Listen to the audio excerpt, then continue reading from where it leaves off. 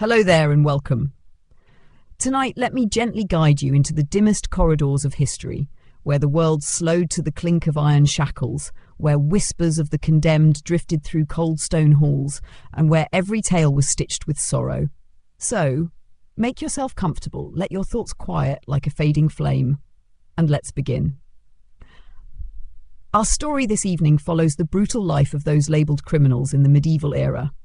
Men and women who lived on the margins, hunted by law and feared by kin. We'll walk beside the pickpocket and the highwayman, the outcast and the accused, through damp alleys, flickering torchlight, and the ever-looming spectre of the gallows. Not to glorify, but to understand. This is a tale not of grand kings or noble quests, but of survival, silence, and the terrible price of transgression. It began in a village forgotten by maps, pressed between the brambled edge of the forest and the winding breath of a river. There, the sun crept slowly through the mist each morning, only to disappear into shadows well before evening.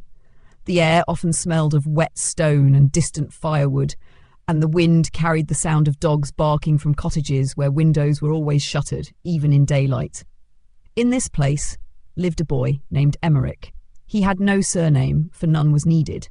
When you were born to a woman whose life was taken for stealing a hen, and to a father who vanished into the woods on the same morning, the villagers didn't bother with names beyond the first. They simply called him the thief's son. From as early as he could remember, Emmerich understood two things. Hunger was constant and kindness was rare. He slept where the chickens roosted and took his meals from the edge of what others left behind. His fingers, thin and quick, learned to lift crusts of bread from windowsills and pull turnips from gardens in the quiet before dawn. But the cost of survival was steep, and the punishments even steeper. In medieval times, to be caught stealing, even as a child, was not a matter for gentle scolding. The reeve of the village, a heavy man with a beard like moss and breath that smelled of ale and vinegar, held no sympathy for the poor. Emmerich's first beating came at 7 winters, after he was found with a plum tucked into his tunic. The fruit had already gone soft and bruised, but the reeve's cane was sharp and dry. He did not cry. The villagers noted that. A few looked on with pity, others with indifference, but none spoke up. In places like this, mercy was a coin no one could afford to spend. As the years turned, Emmerich grew taller and quieter. His eyes, once wide and golden like wheat, darkened into the colour of wet bark. He learned the ways of the shadows, how to move silently, how to avoid the reeve's patrols, and how to tell which homes held food and which held only disappointment. He never took more than he needed. Still, his name was passed in muttered voices from house to house. Criminal. The label clung like a cobweb, and in the medieval world such labels were curses. There were no second chances, no courts to plead a child's case, no letters of mercy. A single accusation could mean a branding, a hot iron pressed to the flesh, marking you forever. Some bore the letter T for thief, some V for vagabond. Emmerich had seen one man with a burnt circle on his cheek, so deep and grotesque it puckered the skin into a permanent sneer. Not all punishment came with branding.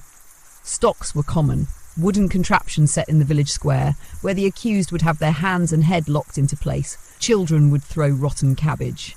Adults, stones. There was no dignity to be had in the stocks, only shame and the cold knowledge that everyone was watching.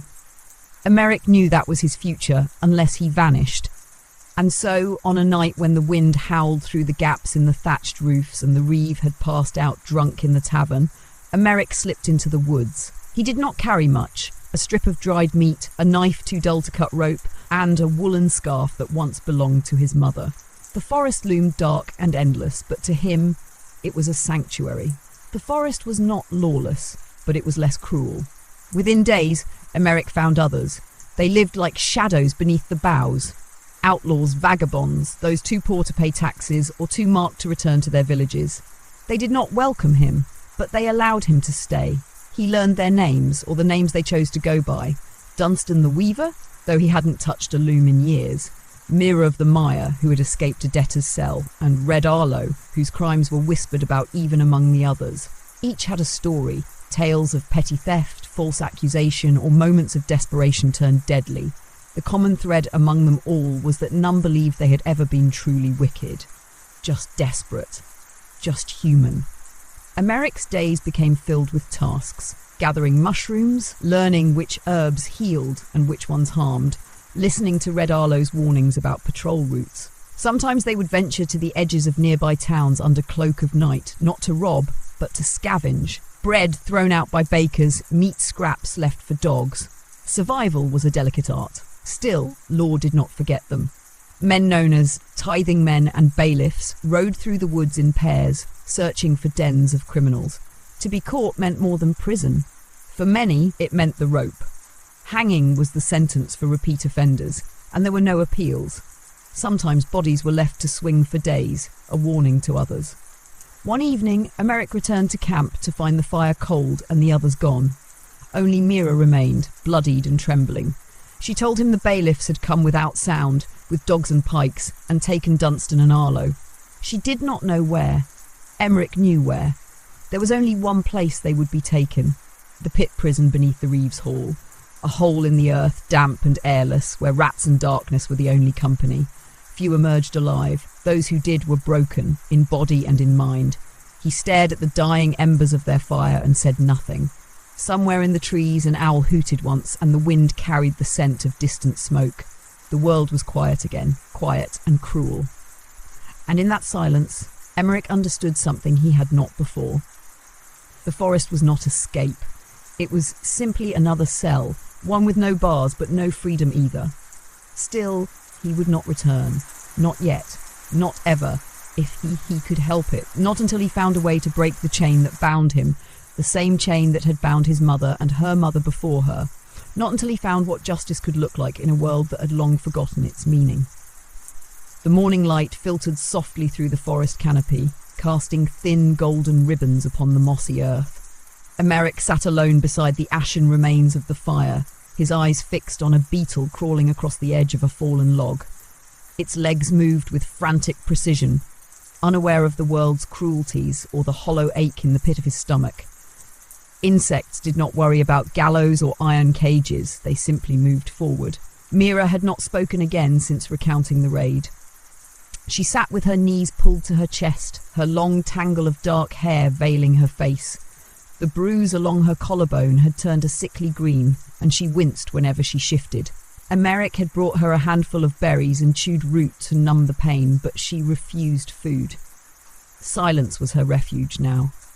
The forest, once alive with the sounds of distant footfalls and low murmurs of laughter from the others, had fallen still.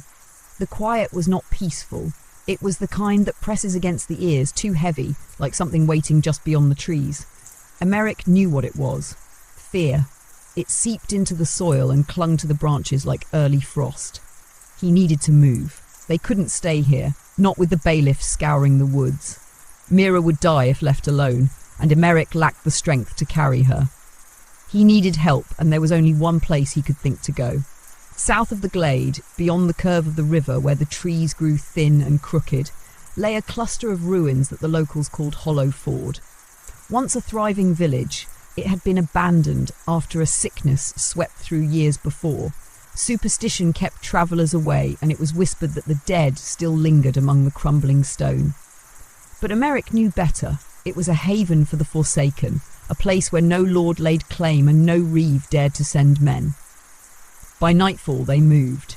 Emeric fashioned a crude sling of woven bark and cloth to carry Mira's weight across his back. She protested feebly, but had no strength to resist.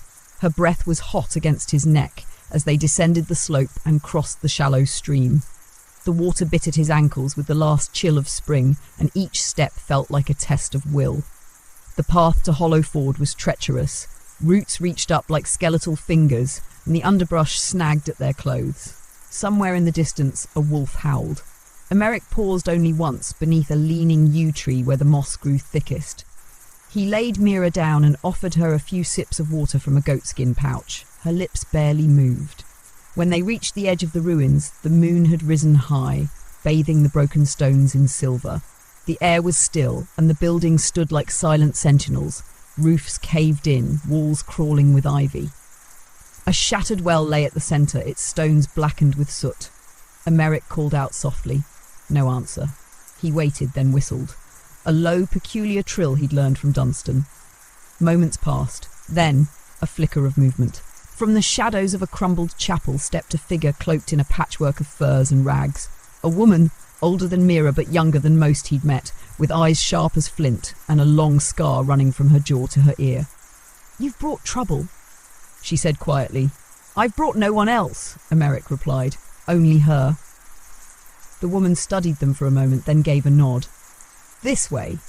She led them through a narrow alley of stone and brush, past where ivy draped a broken archway, and into a hidden chamber beneath what had once been a schoolhouse. Inside, several others stirred, men and women with hollowed cheeks and wary eyes. No one spoke as Mira was laid upon a straw pallet. One of the older women knelt to tend to her, murmuring softly in a dialect Emeric couldn't place. The woman with the scar returned with the piece of bread and a strip of salted meat. Emeric took them without thanks, too drained to speak. As he ate, she sat beside him on a barrel, her arms crossed over her chest. "I'm called Adricia," she said at last. "Emeric," he replied. "I know your face. Dunstan spoke of you. He said you had quick hands and a quiet step." Emeric looked down at his hands, the fingers raw from the journey. "They weren't quick enough to save him." "No one's are," she said simply. They sat in silence for a time. The fire crackled softly. Someone coughed in the corner. Outside, the wind shifted, carrying the scent of wild garlic and damp earth. Adricia watched Emeric closely, then asked, "Do you plan now?" He didn't answer right away. What did he plan? He'd survived. Mira had, barely. But the others, Dunstan, Arlo, they were likely chained to a wall or worse. And what of the next raid? Or the one after that? "I want to know why they came for us," he said finally, "how they found us." Adricia nodded slowly.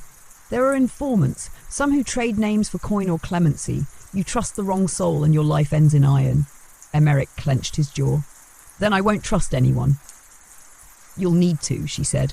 "Survival takes more than sharp eyes and quick feet. It takes knowing who to listen to and when to vanish." He met her gaze. "Will you help me?" She smiled faintly, though it didn't reach her eyes. "Help you what?" "I want to get them back. I want to see what's left of Dunstan and Arlo. If they're alive, I'll find them. If not..." He didn't finish the sentence. Adricia looked toward the fire, then down at Mira. Her expression softened. "If you go back to that village, you'll need more than resolve. You'll need a way past the guards. Through the gates, down into the cellars, you'll need someone who's walked those halls." "Do you know someone?" Emeric asked. "I do," she said, voice low. "But he won't help for free. I have nothing to pay him with." Adricia rose, pulling her cloak tighter about her. "Then you'd better find something, or someone else to owe." And with that, she vanished into the folds of night, leaving Emeric to stare into the flickering firelight and wonder just how far he was willing to go. The days that followed passed in a slow, aching rhythm, like the drip of water in a deep well. Mira remained unconscious most of the time, her breathing shallow but steady. The others in the ruined refuge of Hollowford moved cautiously, speaking little, always watching the horizon. Smoke from the south meant danger. Silence from the north meant worse. Emeric spent his mornings wandering through the skeletal remains of the village, memorizing the paths between leaning walls and ivy-choked doorways. He learned which stones shifted underfoot, where rats nested, and where the echoes of his steps gave him away. He needed to understand every corner of this place if it was to be his shield. Adricia remained elusive.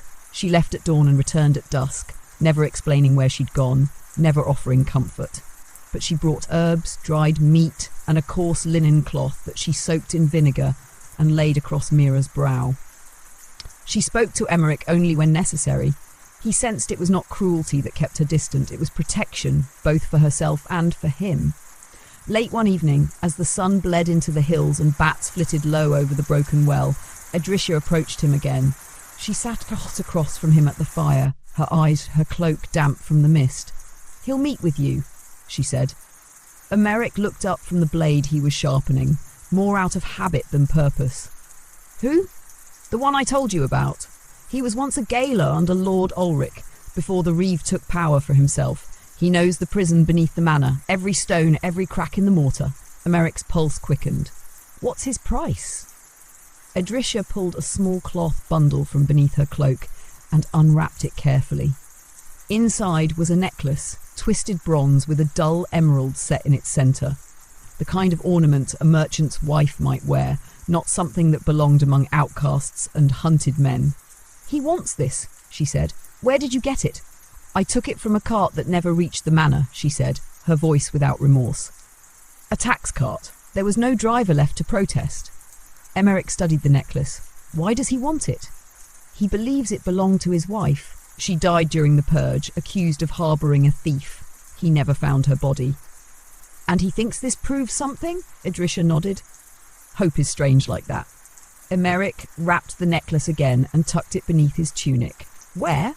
"There's an old charcoal burner's hut in the fenwood, east of here.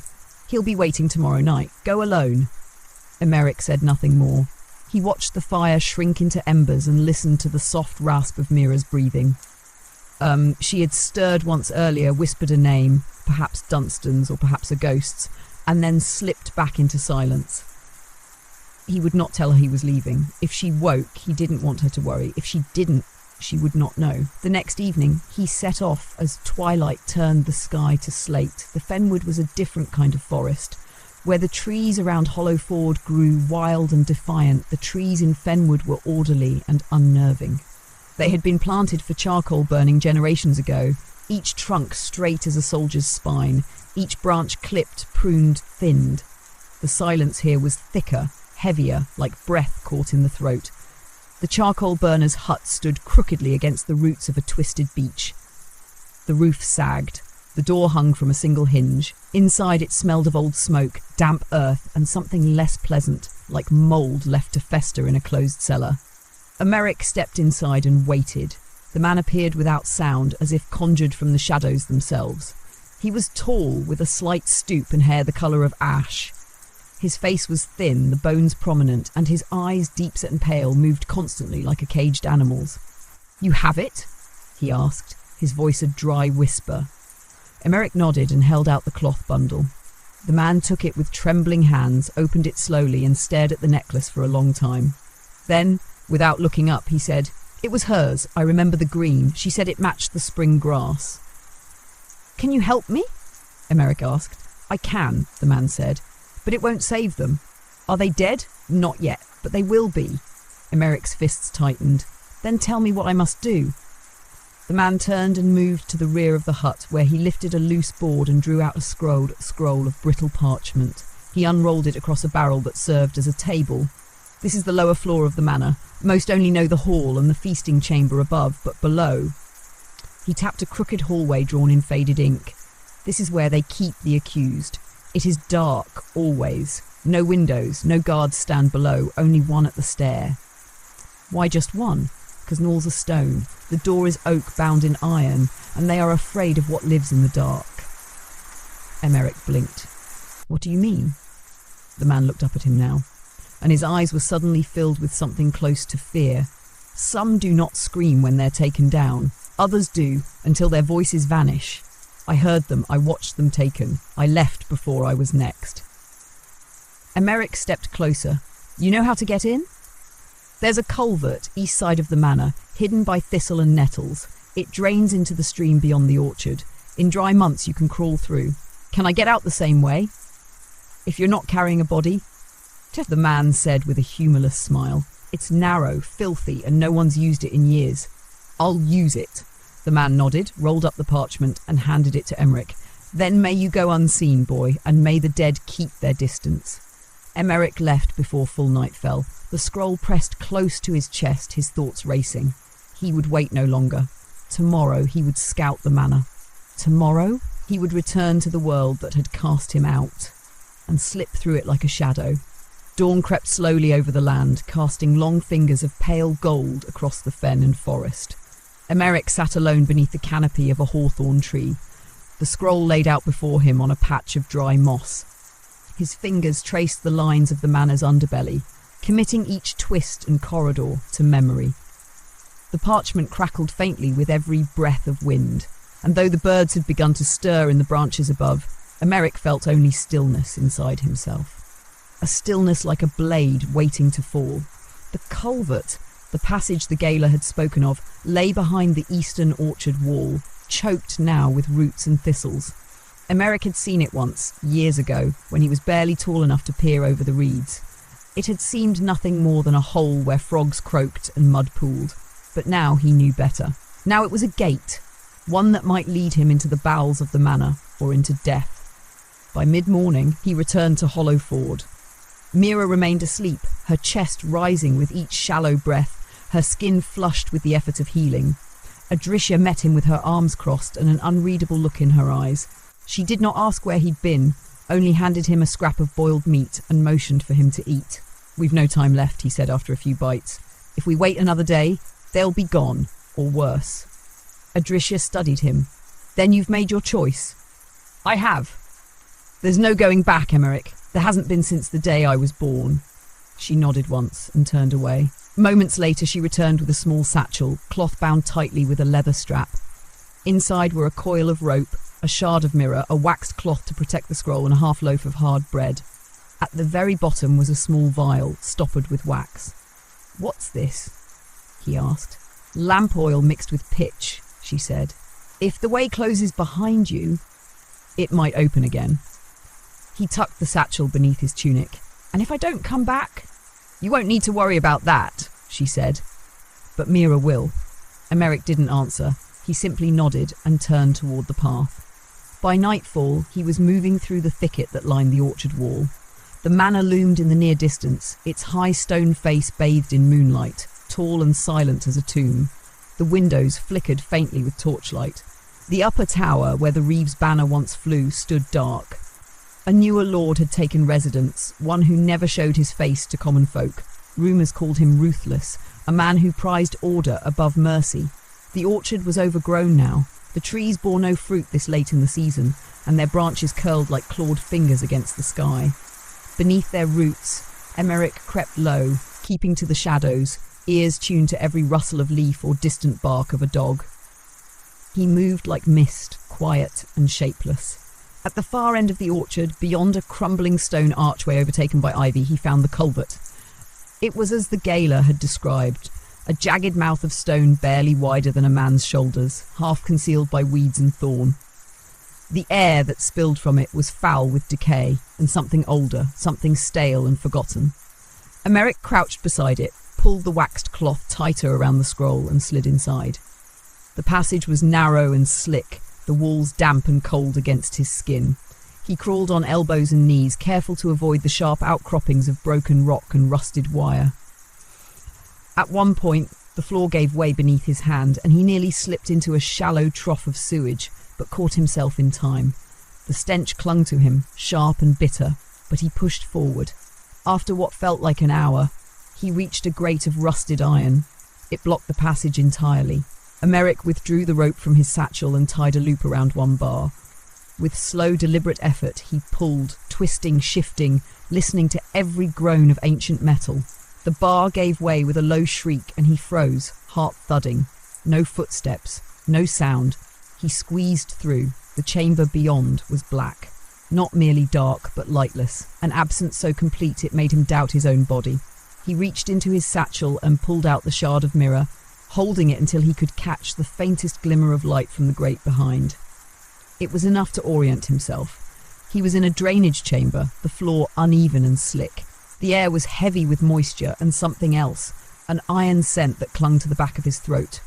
Blood, maybe, or mould, or worse. Moving by feel, Emeric found a narrow stair rising from the far wall.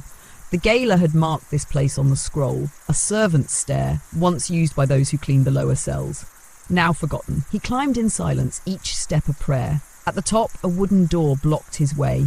He pressed his ear against it. Nothing. Slowly, he eased it open and stepped into the undercroft.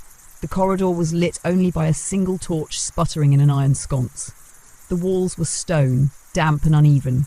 Chains hung from rusted hooks, some stained, others empty. He passed by 2 cells. In the first, only bones remained, scattered across straw and shadow. In the second, he saw a man curled against the far wall, breathing shallowly, one arm twisted behind him. Emeric whispered his name. Arlo. The figure stirred, Slowly, painfully, Red Arlo lifted his head. His face was gaunt, the beard matted with filth, one eye swollen shut. Recognition flickered, faint and fragile. "Emmerich!" He dropped to his knees beside the bars. "Where's Dunstan?" Arlo coughed. Next one down." "But he's worse." "Can you move?" Arlo gave a weak nod. Emmerich pulled a set of iron picks from the inside of his sleeve, gifts from Adrisha. He slipped them into the lock, heart hammering, breath held. The metal clinked, shifted, and with a soft click, the door opened. He reached for Arlo, draped the man's arm over his shoulder. Arlo groaned, but stood. They moved to the next cell. Dunstan lay on his side, barely more than a breath and a heartbeat. His legs were bruised, one bent at an unnatural angle. Emmerich whispered his name, but there was no response. He had a choice. Escape now with Arlo, or risk everything to carry them both. He chose the latter. He heaved Dunstan onto his back, felt the weight nearly collapse him, but he held firm. With Arlo leaning against the wall and Dunstan over his shoulder, he turned toward the stair, just as a shadow shifted near the end of the corridor. A torch flared, and the sound of boots on stone began to echo through the dark. Emmerich pressed his back to the damp wall, heart pounding like a smith's hammer in his chest. The corridor narrowed ahead, offering no places to hide. Behind him, Red Arlo wheezed, and on his shoulder, Dunstan was dead weight, barely breathing, if at all. The flickering glow of the approaching torch cast warped shadows on the walls, growing brighter with each echoing footfall. The Reeves men were coming. Instinct overtook thought. Emmerich reached out, grabbed Arlo's wrist, and pulled him toward the side alcove where the wall sagged inward around a cracked support beam. They slipped into the recess, just wide enough to conceal two figures, not three. Emmerich eased Dunstan to the ground and crouched over him, wrapping his own cloak over the man's frail frame like a shield. Then he held his breath. The guard passed moments later, his torch casting wavering light across the stone. He was a young man, clad in mail too large for his thin frame, and he moved with the anxious stiffness of someone unaccustomed to true darkness. The torch dipped, throwing orange across the floor, and the guard paused, his head turning slightly. Emmerich dared not blink, but the moment passed. The guard muttered to himself, spat near the first cell, and moved on, his light retreating down the far hall. When the last echo of his boots faded, Emmerich allowed himself to exhale. His hands were trembling. He turned back to Dunstan, felt his neck gently. The pulse was there, faint but present. "We have to go," he whispered to Arlo. "Now." Together they retraced their path, keeping low and silent, the corridor ahead as dark and narrow as the fears that gnawed at them. Emmerich led them back to the servants' stair, guiding Arlo with a hand on his back and supporting Dunstan with all the strength he could summon. Each step down felt like 100, each creak of the wood a scream in the silence. They reached the base of the stair. Beyond the door, the culvert yawned like a mouth into the underworld. Emmerich squeezed through first, then reached back, pulling Arlo after him with effort. Dunstan, unconscious and limp, was the last. It took every ounce of control not to cry out as Emmerich dragged his broken frame through the grime and sludge. The return crawl was agony. The filth of the tunnel was thicker now, every inch pressing against Emmerich's chest, clogging his breath.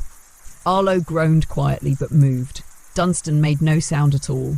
When they emerged at last into the orchard's thorns, the stars above them gleamed cold and white.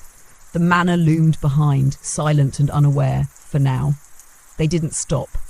Emmerich led them through the orchard, skirting the broken arch, ducking beneath brambles. The weight on his shoulders grew heavier with every step, until the pain in his legs and back became a blur. When they reached the tree line, the forest opened up to swallow them. Somewhere along the old charcoal trail, Arlo stumbled and fell to his knees. "I can't," he rasped, coughing thickly. I can't go on." "You must," Emmerich said through clenched teeth, pulling him up, but Arlo collapsed again. They were still too far from Hollowford, and Emmerich's strength was nearing its end. He lowered Dunstan gently onto a patch of moss, then crouched beside Arlo, his hand tightening around the vial in his satchel, the one with the pitch and lamp oil. He looked toward the trees, then back at the exhausted man. "Go," Arlo said, his voice barely a whisper. "Take him. I'll draw them away." "No," Emmerich said, his voice hard. "No one is left behind. Then we all die." A sound broke the night, distant hooves on dry leaves. The Reeves men had found the trail. Emmerich looked to the stars, then to the vial, and he made his choice. He handed Arlo the small flask and a piece of torn cloth. "If they come near you, light it. They'll think you're all of us. Make noise. Make them chase you." Arlo nodded slowly, eyes heavy. "If I don't make it—" "You've already done enough," Emmerich said. He heaved Dunstan onto his back once more and vanished into the trees, leaving behind a man with nothing but a spark and a shred of hope. The night stretched long as Emmerich moved through the dark, every tree a sentinel, every snapping twig a threat. At some point, a warm light flared behind him, brief, then swallowed by shadow. The sound of shouts followed, horses, then nothing. He did not stop.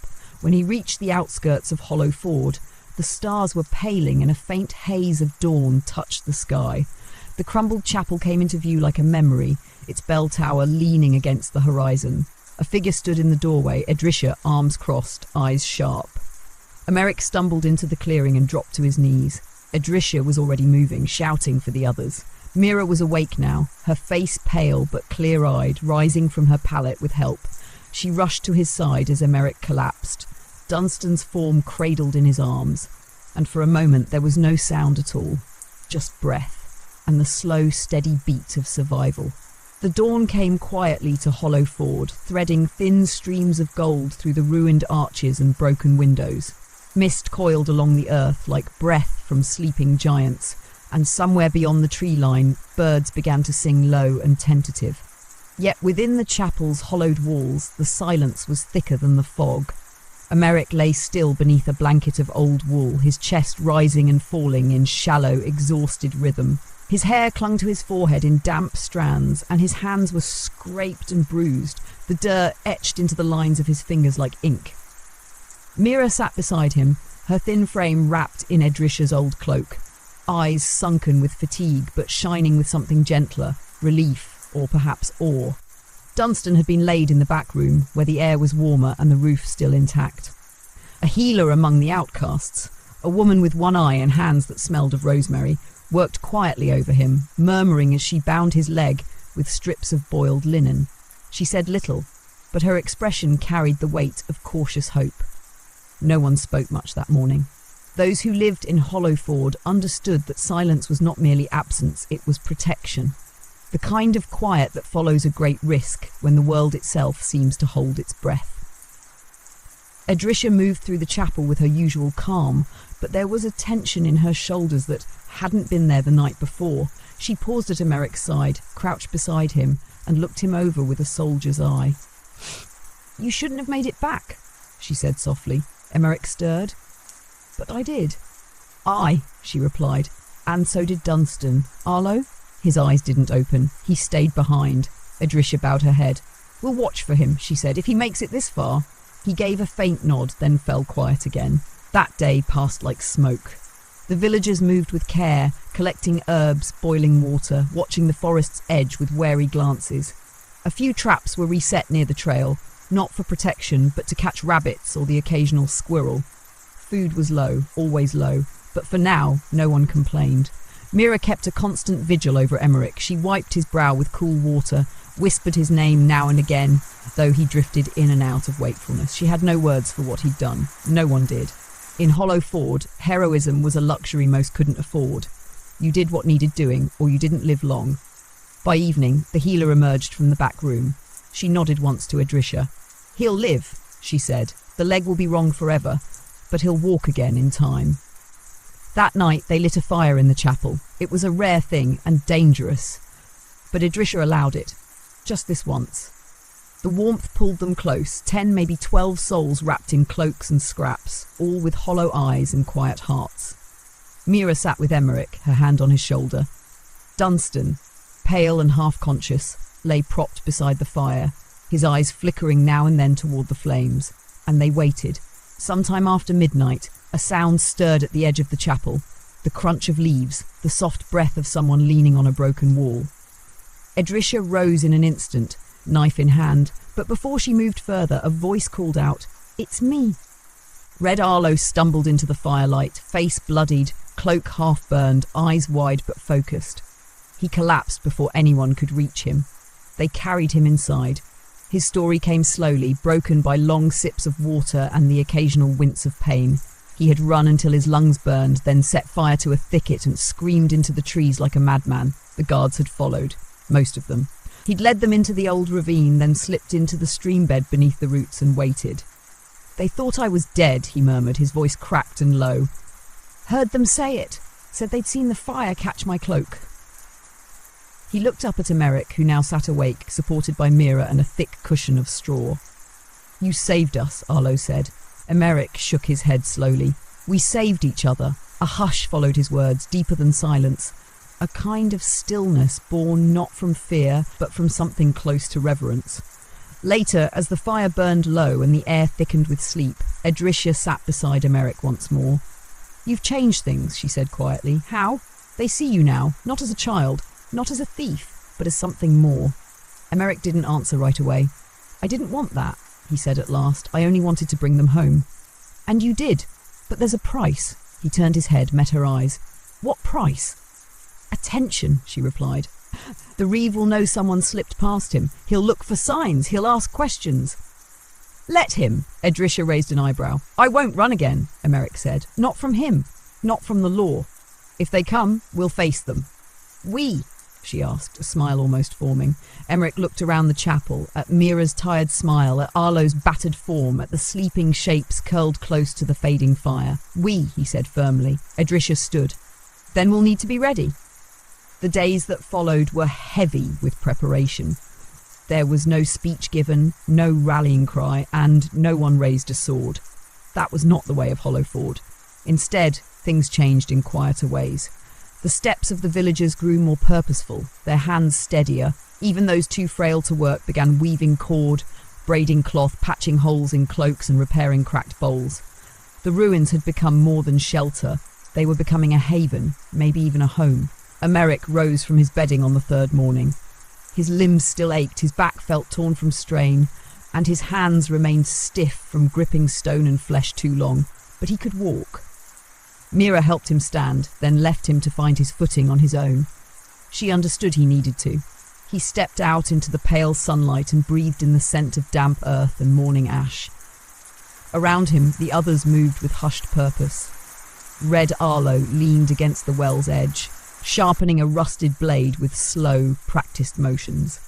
Dunstan sat propped against a tree stump nearby, leg bound with thick splints, using a broken spindle to carve a flute from elder wood. His hands shook, but he carved anyway. Edrisha stood at the far end of the chapel, arms folded, speaking in low tones with an older man Emmerich hadn't seen before, a wiry figure with a cloak of pieced leather and a gaze sharp as a bird of prey. They noticed Emmerich watching and waved him over. "This is Henrik," Edrisha said. "Used to scout for the king's tax trains. Knows every trail from here to Tallow Moor." Henrik gave a nod. "Heard about what you did, boy. That was madness. But sometimes madness is what the world needs." Emmerich nodded politely. "He's willing to help us set watches," Edrisha continued. "Show us which trails the bailiffs will likely use, where the dogs are sent, how to smell a patrol before it arrives. You think they'll come here?" "They will," she said. "If not tomorrow, then next week. The Reeve doesn't forget when the rope is stolen from his hand." Emmerich folded his arms. "Let them come." "No," Henrik interrupted. "We don't wait for them. We move first." Edrisha raised an eyebrow but said nothing. Henrik went on. "Not to strike," he clarified. "To distract. Give them someone else to chase. We've lost too much to risk more." Edrisha said quietly. "And if they raid us here?" Henrik replied, with the full weight of the manor's wrath. "You want to fight them in the ruins among the sick and the children?" The words settled over them like cold mist. Emmerich turned to Edrisha. "What does he have in mind?" Henrik stepped forward and unrolled a stained piece of hide. On it he had marked roads, streams and guard posts with symbols scratched in charcoal. "The grain stores at Windhollow," he said. "Northwest of here, just past the old stone bridge. The Reeve's men collect their tithe there every fortnight. Tomorrow night that wagon will be loaded. Not guarded heavily, 3 men at most. They never expect trouble. Take that cart and he'll chase ghosts toward Windhollow." Emmerich stared at the map. "That's days from here." "Not if you move through the lower paths," Henrik said. "I'll guide you." Edrisha narrowed her eyes. And who's to say we won't all be caught, then tortured until Hollowford spills from our mouths? Henrik's voice dropped. Because they won't catch us. Emeric looked between them, then at the hide again. If we do this, he said slowly, we do it without blood. No killing. If we're to build something here, anything worth keeping, it can't be soaked in more death. Henrik gave a short nod. Understood. Edrisha said nothing for a long while. Then, at last, she folded the hide back into its tight roll. You'll have what you need, she said. That afternoon, Emeric prepared. Mira brought him boiled oats and a cloth-wrapped satchel filled with dried mushrooms and wild onions. Arlo handed him the knife he'd sharpened that morning, still dulled by age but glinting with a new edge. Even Dunstan, pale and sweating, handed over the half-finished flute. For luck, he muttered. By nightfall, Emeric and Henrik were moving along a hidden path that wound between two low ridges of stone. The sky above was veiled in cloud, moonlight dimmed behind shifting grey. The forest was a darker thing at night, alive with unfamiliar sounds. The snap of twigs, the rasp of wind through tall grass, and somewhere far off, the lonesome cry of an owl. They travelled in silence for hours, stopping only once to drink from a stream that cut across the trail. Henrik moved like a shadow, his steps soundless, his breathing measured. Emeric did his best to follow, mimicking the older man's every gesture. By the time they reached the outskirts of Wind Hollow, the clouds had broken slightly, revealing a sliver of moon above the hills. The grain store sat at the edge of the village, its roof thatched and sagging, its sides reinforced with timber. The wagon was already half-loaded, its wheels sunk slightly into the soft earth. Two guards dozed nearby, seated against a low fence with their heads bowed, helmets tilted. A third leaned against the barn door, chewing something from a pouch and humming under his breath. Henrik nodded to Emeric. We wait. And they did. They waited until the guards slumped into sleep, until the barnyard was still. Then they moved, not as thieves, but as ghosts. Emeric stepped lightly over the fence, unlatching the gate with the careful ease of someone born to silence. Henrik circled wide, distracting a dog that had begun to stir, tossing a scrap of dried meat into the weeds. Together, they unhitched the wagon from its resting place and led it slowly away, the creaking wood muffled by thick cloth wrapped around the axle. Each step felt impossibly loud, yet no alarm was raised. By the time the moon reached its peak, they were beyond the first rise of the trail, the village behind them. Emeric turned to Henrik. He'll think it's an act of rebellion. It is, Henrik said simply. And they walked on, into the dark. The road back to Hollowford was long and twisted, a thread of dirt and stone unspooling through shadowed woods and forgotten hills. The stolen grain cart groaned under its own weight, the wheels catching now and then on roots and soft ground. Henrik walked ahead with the reins in hand, guiding the mule with low murmurs, while Emeric kept to the rear, eyes scanning the woods for movement. The night was heavy with the scent of rain, not yet falling, but close. The kind of scent that stirred old memories of storms spent under broken roofs and the hush of a village waiting for morning. The forest whispered above them, branches sighing in the breeze. Every so often the hoot of an owl broke the silence, or the far-off bark of a fox echoed faintly through the trees. Emeric's body moved on instinct. His feet hurt, his shoulders ached, but his mind remained fixed on the journey. Each creak of the cart, each thump of the wheels was one step closer to safety and one step further from being prey. At dawn, the sky opened briefly, not with storm but with light. Thin rays spilled through the trees, turning the mist to gold and casting long shadows across the mossy earth. Henrik pulled the cart off the main trail and into a glade where fallen branches and thick ferns made for natural cover. The mule snorted and lowered its head to nibble at the grass.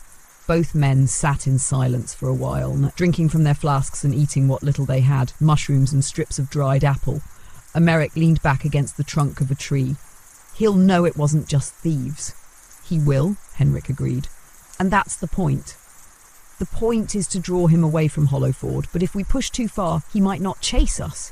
He might come straight for us. Henrik turned, studying him. Are you frightened? Emeric didn't answer immediately. Yes, but not for myself. That earned him a faint nod of respect. They resumed the journey by midday, moving slower now, wary of being seen.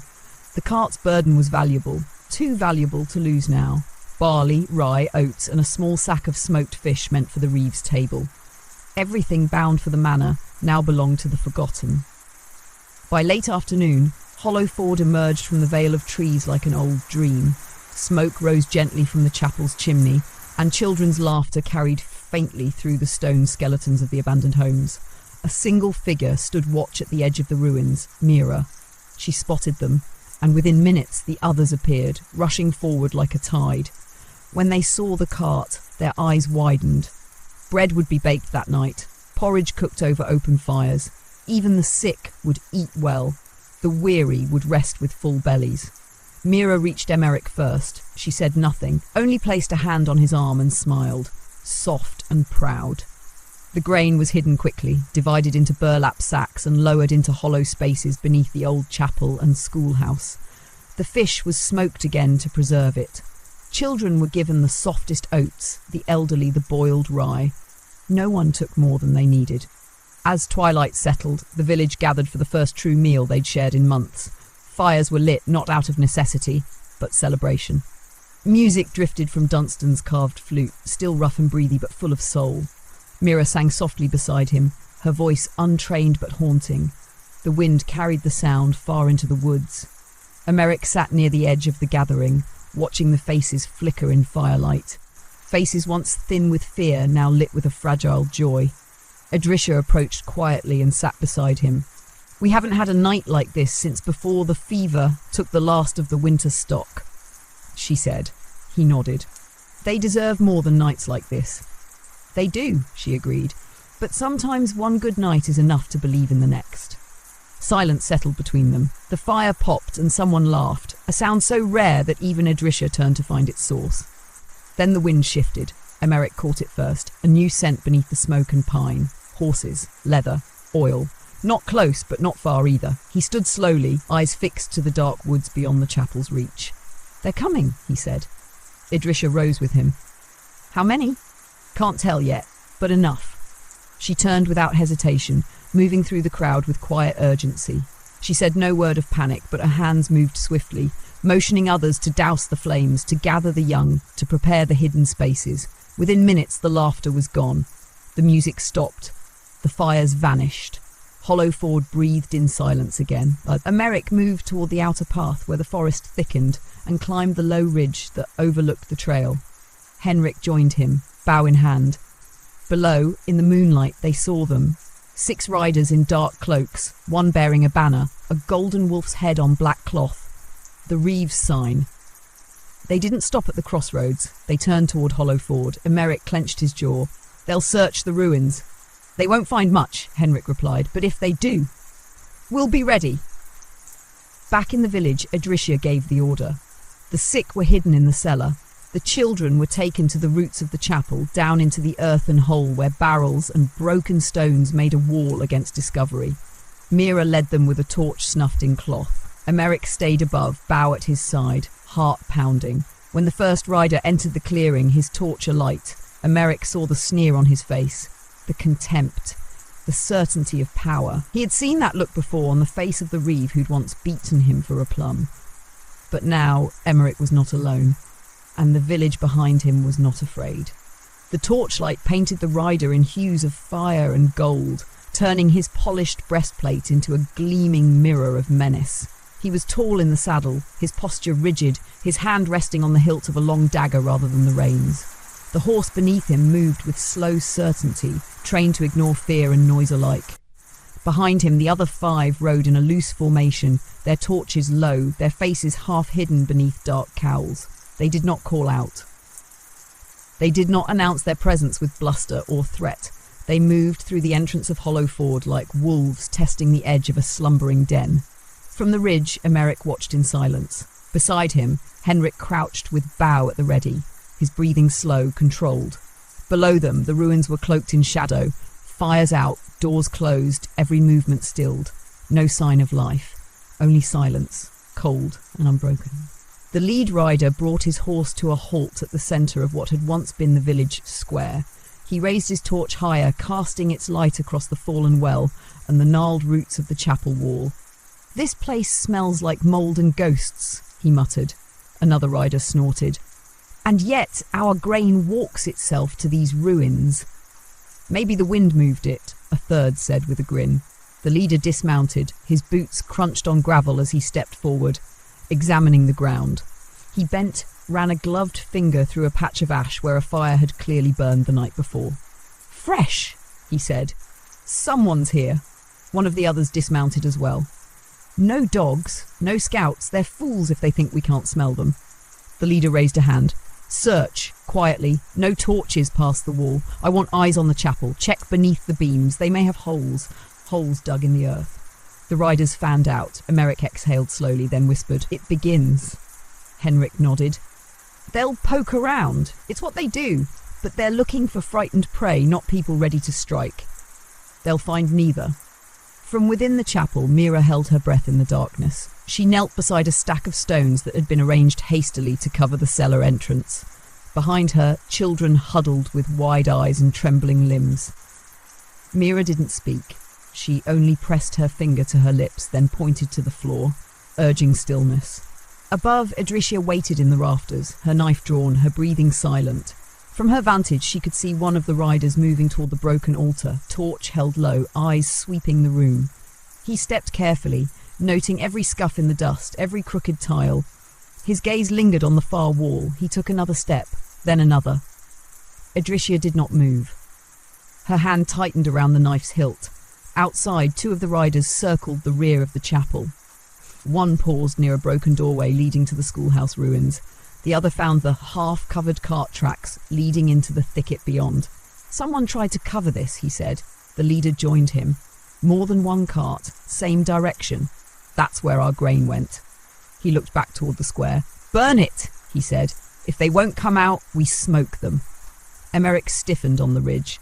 Henrik's bow rose, string taut. The rider moved toward his horse, reaching into a saddlebag and drawing a flask of oil. Emmerich's voice was steady. "Now."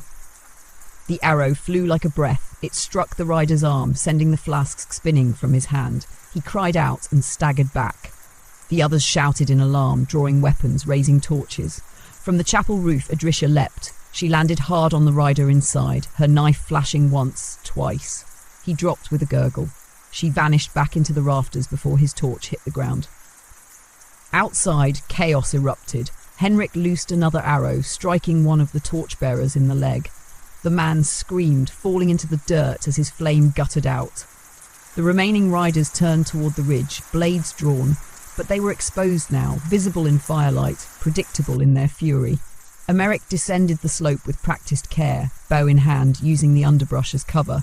Another arrow flew, this time aimed not to kill, but to send a message. It struck the haft of a spear, knocking it from a rider's grasp. Voices shouted, horses reared. And then from the far edge of the ruins more figures emerged. Villagers.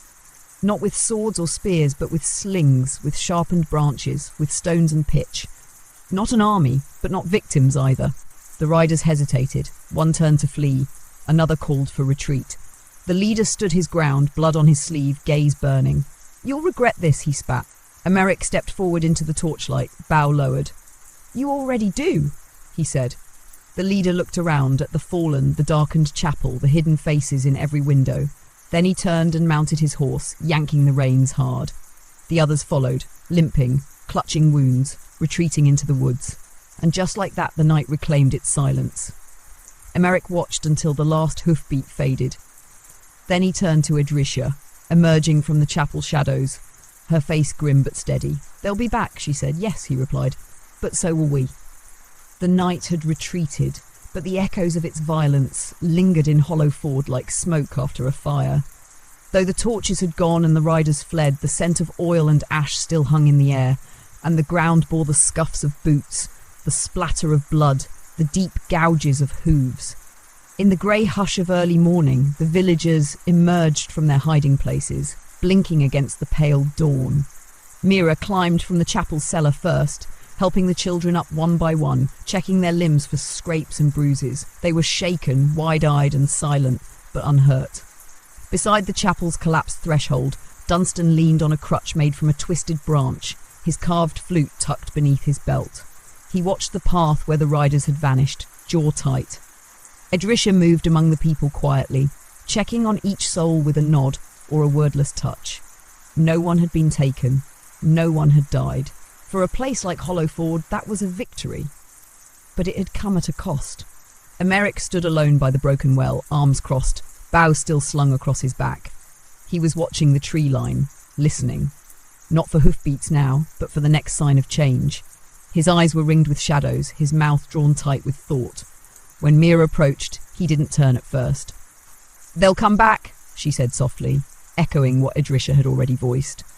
"I know." She looked at him, at the boy who no longer moved like a boy, at the hands that once stole bread and now steadied blades. "What will you do?" Emeric didn't answer immediately. The wind stirred his cloak. "We've been hiding too long," he said at last, waiting for mercy from a world that doesn't know the meaning of it. "The Reeves men think we're filth because they've only ever seen us from horseback." He turned to her. "That ends." Later that day, they gathered in what remained of the schoolhouse, a wide room with missing walls and sun streaming through the cracks in the roof. The floor had once been tiled in blue stone, now moss and ivy filled the gaps. Edrisha stood at the centre, and beside her, Emeric. No one called it a council. No one would dare name it something so bold. But the people came, and they listened. "We bloodied the wolf's nose last night," Edrisha said plainly, "but he'll return with sharper teeth." There were murmurs of agreement, of worry. Some shook their heads. One man, old and slow from years of frost-bitten winters, leaned on a cane and said, "We'll be crushed." Emeric stepped forward. "Maybe, but only if we stand alone." He looked at the faces gathered, faces marked by years of hunger and cold, of toil and terror, faces that had never been asked to believe in anything but survival. "Hollowford is not the only place like this," he said. "There are others, hamlets tucked into hillsides, caves where the sick hide, cottages deep in the woods where the old live without fire, fearing the taxman, all of them afraid, all of them waiting for the world to forget them." He took a breath. "We don't wait anymore. We go to them. We tell them what we did. We tell them the Reeves men bleed like anyone else." Henrik, leaning against a pillar with arms folded, gave a grunt of approval. Mira stood by Dunstan, her fingers laced with his. Even Red Arlo, bandaged and slow-moving, gave a nod. A woman near the back, her apron stained with root dye, raised her voice. "And if they don't believe us? Then we show them," Emeric replied. "We show them what hope looks like." Silence followed. Not the silence of fear this time, but something more fragile. Possibility. Edrisha broke it. "We'll send word," she said. "Travel in pairs, never alone. Take food where you can.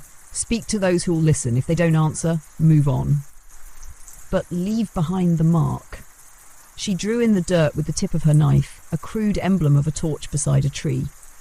"A light in the forest," she said. "They'll know it means safety." So began the next task. Over the coming days, Hollowford became something it had never been before. Organised. Scouts were sent east and west, along forgotten roads and deer paths. Old signals were revived. Stones stacked in particular patterns, sap marks on trees, broken twigs shaped into arrows pointing the way. Stories were whispered from traveller to traveller, of a place where the sick were sheltered, where grain fed the hungry, where the Reeves' banner was turned away by slings and shadows. And while some turned their faces away in fear, others followed. They came in twos and threes, never speaking much, their clothes ragged, their eyes heavy. A mother with 2 sons, one blind. An old woman with hands stained from birch bark. A boy with no tongue but eyes that could see everything. Each one carried something. Seeds, dried herbs, old maps, stories. Hollowford welcomed them all. And with every arrival, the village changed. A trench was dug around the chapel's edge, disguised with branches. Traps were reset. Henrik taught the youngest how to listen for footsteps by feeling the earth. Dunstan, unable to run or fight, organised the store of food and tools. Mira turned to medicine, guided by the one-eyed healer, learning to mix crushed bark with river clay to ease fevers. And Emeric, he became their quiet centre. He asked for no title, gave no orders. But when he moved, people followed. When he spoke, they listened. Not because he commanded them, but because he belonged to them. He was not above them, he was them. One evening, Edrisha found him by the orchard's edge, sharpening his blade by lamplight. "You're changing," she said, crouching beside him. "No," he replied. "I'm just becoming who I was supposed to be." She studied his face. "Then be careful," she said. "The world doesn't always let us stay who we become." Emmerich didn't reply. He looked to the woods, where another signal had been left on a tree, a mark just carved, fresh and clean. Another traveller was coming, and the road ahead was no longer empty. The road that led into Hollowford had once been no more than a deer path, narrow and overgrown. But in time it had worn smooth under quiet feet and cautious wheels, pressed down by the weight of those who came not to conquer but to survive. It was still hidden from the maps, still unknown to the lords and reeves, but word of it travelled faster than any courier. By the end of the 12th week since the riders' retreat, Hollowford had swelled beyond its old borders. New lean-tos had risen where broken barns once stood. Tents made of stitched sailcloth now fluttered between trees. At night the fires were carefully tended beneath stone rings, their smoke guided through tunnels to escape notice. It was not a village anymore, it was a refuge. With growth came risk, and with risk, change. One morning a small group arrived at dawn, 3 men and a girl no older than 8. They bore a white flag fashioned from a strip of linen, the kind once used to bind wounds. They did not speak at first, only bowed their heads and waited as Idrisha and Mira approached. "We heard the whispers," one of them said, "about a place where the Reeves' reach ends." "You found it," Idrisha replied, "but we don't offer shelter lightly." The man, dark-bearded and hollow-eyed, lowered his gaze. "We don't come for shelter, we come with warning." Emmerich arrived moments later, summoned by the soft call of a lookout. He approached with steady steps, a hand resting on the hilt of the short blade at his hip. The strangers stiffened at the sight of him, not in fear but recognition. "You're the one they speak of," the man said. "The thief's son." Emmerich gave a slow nod. "And you are?" "We lived in Brimthorn," he replied, "before the Reeves tacksmen came, before they burned the granary and nailed old Merrick to his own door." The name Brimthorn stirred memories in Idrisha's mind of a quiet farming hamlet near the marshes, known for its root vegetables and stubborn pride. It had been silent for months. "They think Hollowford is the cause," the man continued. "They speak your name like it's a curse, and they're coming." Idrisha's expression darkened. "When?" "Soon," the man said. "The Reeve has gathered more than just riders, mercenaries, cutthroats. Brimthorn was only a lesson." A hush settled around them. Mira looked toward Emmerich. "Then we'll have to become a lesson of our own." That evening the fires were left unlit. The children were moved to the deepest parts of the chapel cellar, now reinforced with stone and timber. The elderly were given herbs to calm their nerves, while every able body prepared in silence. It was no longer enough to hide. They had to choose how they would stand. Emmerich called a gathering. They met not in the chapel or the schoolhouse, but in the orchard, where the trees grew close and the air carried the memory of fruit long missed. Lanterns were shielded, voices hushed. Emmerich stood with Idrisha beside him and Henrik just behind. Mira held a map sketched hastily across stretched bark, the lines drawn with charcoal and ash. "They'll come from the south," Emmerich began. "The ridge path is too narrow for horses. They'll use the valley, broad but open." Henrik pointed to the map. "If we trap the mouth of the valley, we control their entrance. Even mercenaries grow cautious when stone rains from above." "They'll have torches," Mira added.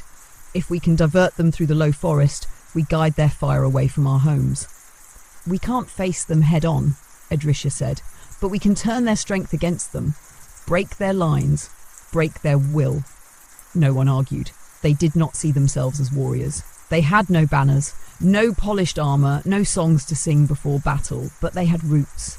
They had soil beneath their nails and ghosts beside their fire pits. And now they had something more. Purpose. Over the next days, traps were laid, pitfalls lined with sharpened stakes, covered in dry bramble and leaves. Nets were strung between trees with hooks forged from broken spoons and scrap iron. Silent signals were carved into bark, marking escape routes and rally points. Children memorised paths by moonlight. The old taught the young how to tie knots that held. And Emmerich, he walked among them all. He listened, he instructed. But more than that, he saw them, each face, each task, not as pieces of a defence, but as people worth defending.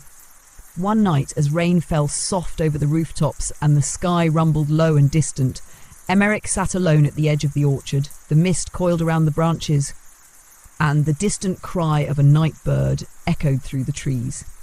Adrisha joined him without a word. "You still have time," she said at length, "to leave, to vanish into the forest." He shook his head. "I've run enough for one life." She looked at him then, not as a leader or a symbol, but as a boy not so far from the one who once stole fruit to survive. A boy who had no surname but carried the burden of many. "You're not him anymore," she said softly. "No," Emmerich replied, "but I remember what he felt." He reached into his cloak and withdrew a small object, a plum pit smoothed by time and held in a scrap of cloth. "I keep it," he said, "to remind me that even small things can grow roots." Adrisha smiled faintly, then stood. "When they come," she said, "they'll expect a scattering of frightened beggars." "Let them," Emmerich said, "and let them find something else." The sky hung low and heavy the next morning, a thick blanket of grey that smothered the sun and dulled the edges of the trees. The air felt close, pressing against skin and breath alike, and even the birds fell silent. It was a waiting day, a day when the world itself held still. In Hollow Ford, no one needed to be told. They could feel it in the earth. Along the southern ridge, Mira crouched beside a young boy named Eli, showing him how to wedge dried thorns beneath the brambles without snapping them. Her hands moved deftly, and her voice, though quiet, carried calm. Behind them, others moved silently from trap to trap, checking the tension on tripwires, adding oil-soaked moss to fire jars, smoothing footprints with branches. Emmerich stood atop a rise overlooking the valley. From this vantage, he could see the narrow ribbon of path threading between two hills, a natural choke point. If they came from the south as expected, they would ride directly into it. He had chosen it not because it promised victory, but because it bought time. Adrisha joined him shortly after midday. She brought no news, only a flask of water and a long glance down the trail. "Scouts say the dust cloud is rising," she said. 40 men, maybe more, not all armoured." "Mercenaries," Emmerich muttered, "paid in coin and fear. And the Reeve?" "He'll come," Emmerich said. "Not to fight, but to watch. He'll want to see it with his own eyes." Adrisha nodded. "And when he does?" Emmerich's jaw tightened. "He'll see more than he expected." Back in the chapel, Henrik reviewed escape routes with a pair of older women who'd once worked as charcoal burners. The paths they remembered, cut through ash woods and over narrow ravines, had been forgotten by lords and maps alike. Those paths would serve as the last retreat, should it come to that. Below the chapel, Mira checked on the children. They sat quietly, not with terror, but with the focused stillness of those who had been taught to wait. Mira moved from pallet to pallet, adjusting blankets, offering water, touching shoulders. Her presence was reassurance. By the time dusk approached, the air had changed. Not the scent, though it was tinged now with sweat and smoke, but the feel of it. It was as though something vast and unseen had stepped into the forest, breathing down the back of every neck. They were coming. Emmerich walked the full circle of the camp once more. He nodded to those at their posts, Dunstan with his crutch near the southern trail, Arlo hidden in a tree with a sling and a pouch of stones, Mira in the orchard with a satchel of salves and bandages. Every corner had eyes, every shadow a plan. Then at last he returned to the ridge. The first rider appeared just before twilight, a dark figure on a tall horse, banner fluttering faintly behind him. He wore black mail and a red sash, and he held no weapon in hand. Behind him came more, 12, 20, then 40. They fanned out slowly, taking the valley path without haste. Their movements were confident, practiced. Among them, a carriage rolled, closed, curtained, its wood painted deep crimson. It bore the Reeve's seal. Emmerich crouched low, watching. He saw their formation, their spacing. The riders in front, lightly armoured. The middle held pikemen, short swords slung at their hips. At the rear were the mercenaries, unkempt, their armour mismatched, their eyes sharp with the expectation of easy plunder. They advanced in silence, speaking only in gesture. Then, without warning, one of the riders raised a hand. The column stopped. Emmerich could not hear their words, but he saw the movement. A scout had found something. A wire, perhaps, or the edge of a pit. The lead rider dismounted and crouched. He examined the ground, gestured to another. They spoke briefly. Then one of them reached down with a long stick and lifted a patch of leaves, revealing sharpened stakes below. They knew now. But knowing did not mean safety. Emmerich gave the signal, a short, sharp bird call. From the far ridge, Arlo released a sling. It struck a jar nestled in a tree fork near the path. The oil ignited with a hiss and flames spilled down the slope, not toward the men but beside them, a wall of fire cutting off retreat. Horses reared, men shouted. The formation broke for a moment, and in that moment, Hollowford moved. From behind the trees, nets fell, weighted and twisted, trapping legs, catching arms. Spears of ash wood flew from hidden hands. Slings snapped. 2 of the mercenaries fell before they even raised weapons. The riders rushed forward, but the valley narrowed sharply, forcing them into single file. More oil traps ignited. Arrows, few but precise, rained down from the ridge. Emeric did not join the front. He moved along the upper trail, watching for the real threat. And there it was. The carriage door opened. Out stepped a tall figure in a dark cloak. The Reeve. He did not draw a weapon. He simply stood, surveying the chaos. His face remained unreadable. Then he turned to one of his guards and gestured. The man raised a horn. Emeric loosed an arrow. The horn fell, its call unblown. The Reeve looked up then, meeting Emeric's eyes across the divide. He did not speak. He did not shout. He simply turned and walked back to the carriage. Emeric watched as the Reeve mounted once more and turned his horse away. Behind him, the mercenaries were routed, not slaughtered but scattered, confused, beaten not by strength but by preparation and purpose. The Reeve did not wait for them. He left. As the sun sank below the trees and the fires burned low, the clearing emptied of all but the defenders. Emeric stepped down from the ridge, his boots soft in the ash. Around him, the people of Hollowford emerged, wounded, weary, but standing together. Not one life lost, not this day. The night after the battle was eerily quiet. No cheers rose from Hollowford, no drums or triumphant songs. Instead, the people moved slowly, tending to each other in the faint firelight, patching wounds with calm hands and speaking in whispers. The silence was not one of sorrow. It was the deep, steady quiet of those who had survived something tremendous and knew that what came next mattered even more. Mira worked beside the one-eyed healer in the chapel, mixing herbs into poultices and binding cracked ribs and sprained wrists. Arlo sat outside, his sling laid across his lap, watching the treetops like they still held enemies. He said little, but every so often he would nod to a passing child or reach out to hand someone water. Dunstan remained in the orchard, leaning on his crutch, softly playing his unfinished flute into the dark. The notes were low, almost mournful, but they carried strength. Emeric stood at the edge of the ruined schoolhouse, his eyes fixed on the southern path. The Reeve's carriage had vanished hours ago, its wheels cutting long furrows into the mud. No riders had followed. No horns sounded from the trees. Yet Emeric remained there, unmoving. He did not fear another assault that night. What kept him still was the look he had seen in the Reeve's eyes. The cold calculation, the way he had measured the field, the way he had walked away not in defeat, but in thought. The Reeve would not forget. Behind Emeric, Adrisha approached. Her knife was sheathed, but her eyes held the same quiet vigilance they always did. She didn't speak immediately. She simply stood beside him and watched the trees. "You did what no one expected," she said at last. Emeric gave a faint shake of his head. "They didn't come to fight, not really." "No," Adrisha agreed. "They came to crush something before it grew." He turned to her. "And it's growing!" She nodded once. The next morning, Hollowford awoke slowly, like a field kissed by the first light of spring. The mist lifted from the ground in curls, revealing new footprints where none had been the day before.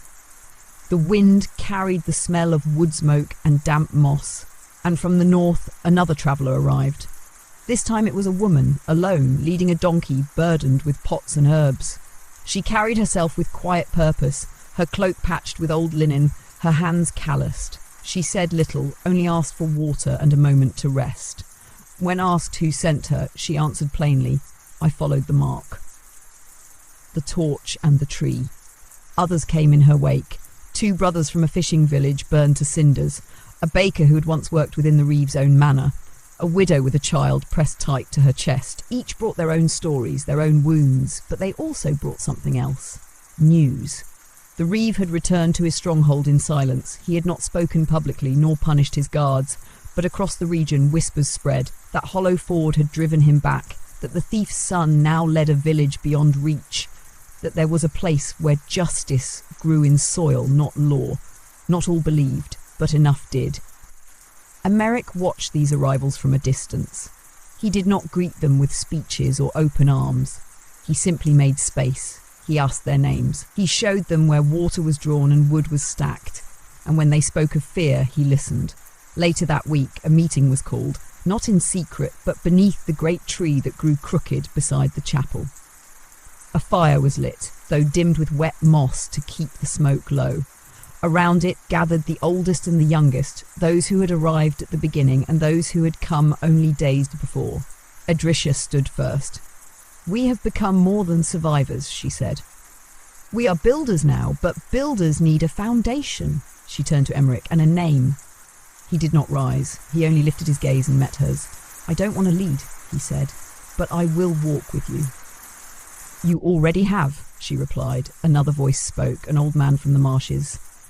"We followed kings and lords, and all they gave us was ruin. I'll follow a man who pulls his weight and speaks plainly." A murmur of assent moved through the crowd, and then, from Mira, sitting in the shadows beside the healer's tent, "Then let Hollow Ford be more than a hiding place. Let it be a beginning."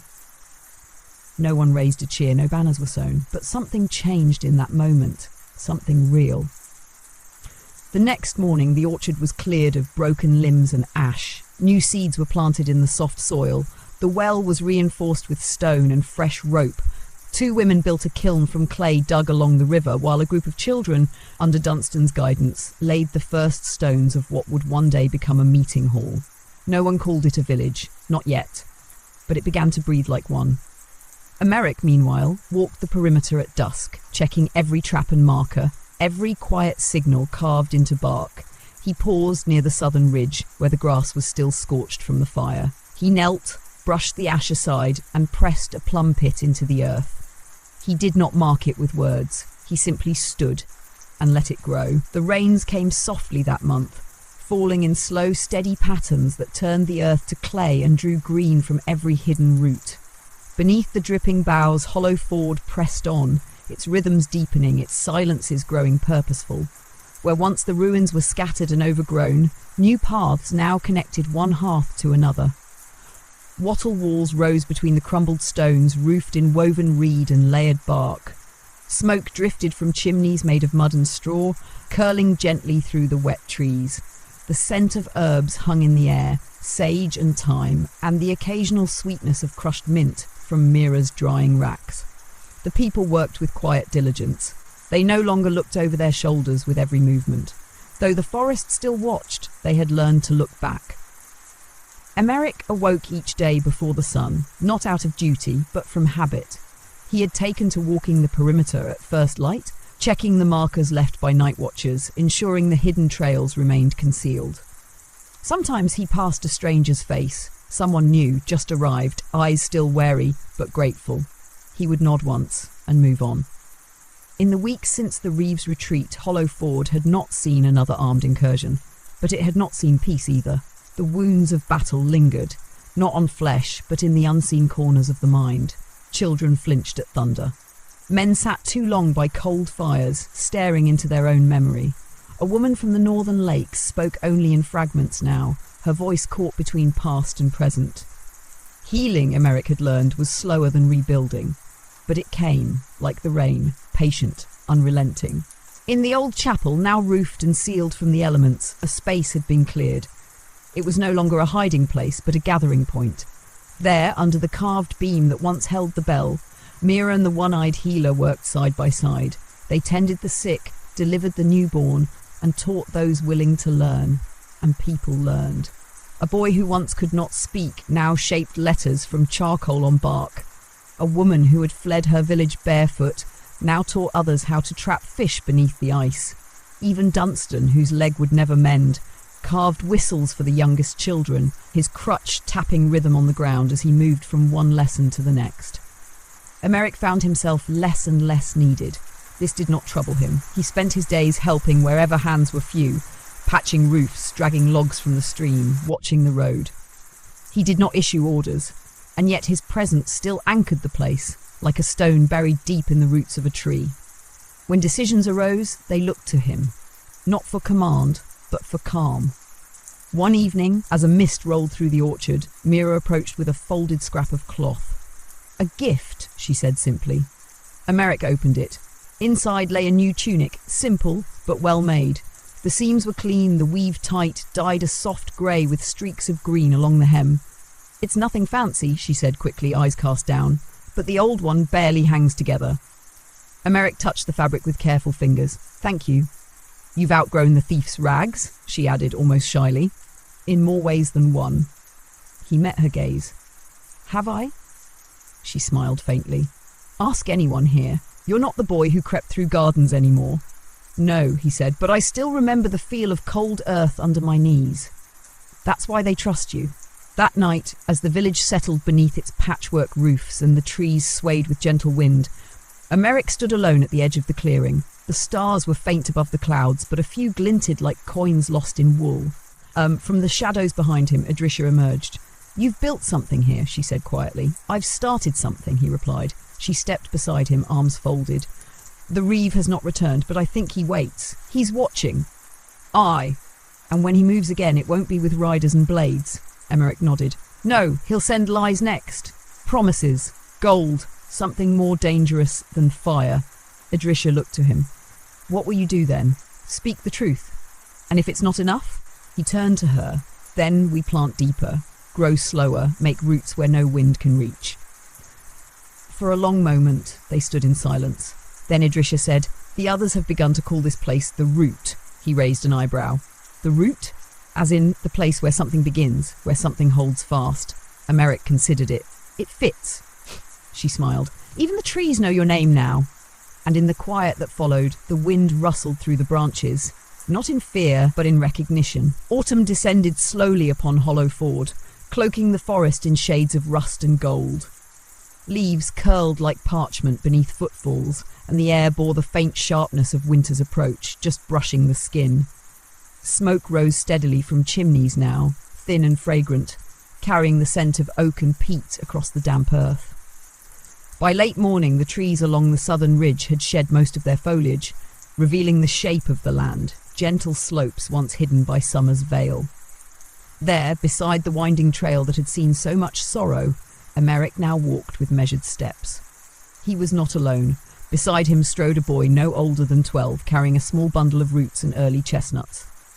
"Show me the signal stone again," the boy asked, eyes eager. Emmerich smiled faintly. He stooped beside a moss-covered rock, turned it, and revealed beneath it a hollow marked with 4 notches, one for each of the paths that led into Hollow Ford. The boy crouched beside him, studying it. "You remember what it means?" Emmerich asked. "1 mark for watchers, 2 for fire, 3 means someone's hurt. 4 means—" "Help is coming," the boy said quietly. Emmerich nodded. "Good. Never forget it." The boy grinned, then rose and ran ahead, eager to deliver the chestnuts to Mira's hearth. Emmerich lingered by the stone, brushing a layer of moss back into place. As he stood, the breeze shifted. He caught the scent of something faint but familiar, horse leather, faint smoke, and the iron edge of a rider's passage. Not close, but recent. By afternoon, the news reached them in the form of a traveller. An old merchant, hunched from age and travel, pushing a cart with a broken axle. He had come not for shelter, but to speak. "The Reeve's banner has vanished," he said, seated near the orchard with a cup of Mira's bitterroot tea in hand. "Stripped from the hall, his men have left the villages. There's talk he's been summoned north, to the royal court." Adrisha stood nearby, arms crossed, face unreadable. "Summoned? For failing to control the Outlands," the merchant said. "Some say he went willingly, others say he was dragged by men in white." Emmerich said nothing. He only watched the merchant's eyes, searching for the tremor of falsehood. There was none. After the old man had been fed and his cart repaired, the story spread quickly through Hollow Ford. Whispers grew along with questions. Was it over? Had they won? Could they return to the world beyond the woods? Emmerich gathered the elders that evening, not in secrecy, but in quiet reflection. They met once more in the chapel, now softened with rugs and herbs, the fire low and crackling. "We must be cautious," Adrisha said. "A serpent coils before it strikes." "But the world is watching," Mira replied. "There are more ears turned our way than ever before." Henrik, seated near the back, gave a low grunt. "And some of those ears wear crowns." Emmerich looked around the room at the faces that had carried him from boyhood into something heavier. If the reeve is truly gone, it will not stay that way. Power is never quiet for long. He stood, walking to the wall where the map of the region had been scratched in charcoal and faded paint. He pointed to the broad sweep of land beyond the forest's edge. There are others out there, he said, villages still ruled by fear, men and women still punished for hunger, still buried in silence. We do not forget them. A murmur of assent followed. Emmerich continued, but we do not leave this place behind. We hold it. We tend it. We make it more than survival. Edrisha nodded. We become what they feared we might. Builders, teachers, stewards of a way that had no place in the courts and keeps of old. In the days that followed, Hollowford did not erupt in celebration. There were no banners hung, no feasts laid. Instead, there was work. The kiln fired clay tiles to roof the meeting hall. New terraces were dug into the hills to hold gardens in the spring. A wellspring was found beneath a ruined cottage, and young apprentices learned how to shape stone to guide it. A council began to form, not of lords, but of tradespeople, healers and caretakers. Every voice had weight. Every decision took time. One evening, Mira found Emmerich kneeling beside the plum tree. It had sprouted, its stem still slender but green, reaching toward the grey sky. Around it, the soil was dark and soft, the leaves fallen like blessings. He didn't rise when she approached. He was running his fingers gently along the bark. "You planted this before the battle," she said softly. He nodded. "It's taken root," she added. He looked at her. "Like all of us." She knelt beside him. For a moment, neither spoke. The orchard was quiet but alive. Small sounds of birds in the branches, the breath of wind through growing things. Then Emmerich whispered, almost to himself, "It won't be the last fight." "No," Mira agreed. "But we're not alone now."